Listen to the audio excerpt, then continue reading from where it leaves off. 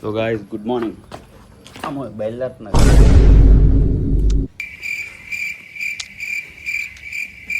A few moments later. Drop చేయడానికి మా family అంతా వస్తున్నారు అనమాట. 1.5 month వేసుకోండి. సో నాకు తెలిసి ఒక మనిషి బాగా మిస్ అవుతారు. ఆవిడని అడుగుతాను, 50 రోజులు రాను ఏం చేస్తావు? ఉంటామంటే బాధగా ఉంది నాకు. ఓరి నీ అమ్మ. ఏయ్, ఎందుకు ఏడుతున్నా?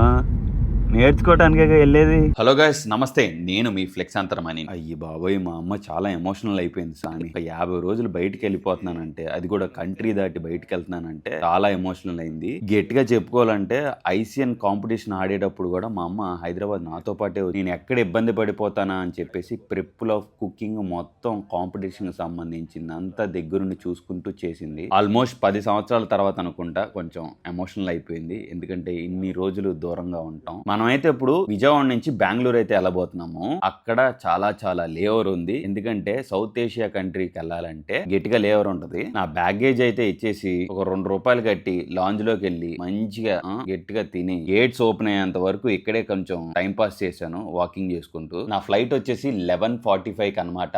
అర్ధరాత్రి పూట. రాత్రి అయితే సరిగ్గా పడుకోలేదు. ఆల్రెడీ మీకు వీడియోలోనే హింట్ ఇచ్చాను నేను ఎక్కడికి వెళ్ళబోతున్నానని. రేపటి వీడియోలో నేను ఎక్కడికి వెళ్ళాను, ఏం నేర్చుకుంటున్నాను అనేది రేపు మాట్లాడేసుకుందాం. ఒకవేళ నా జర్నీ మీకు రెగ్యులర్ గా మీ ఫీల్డ్ లోకి రావాలంటే ఫాలో కొట్టేసి పక్కన పెట్టుకోండి.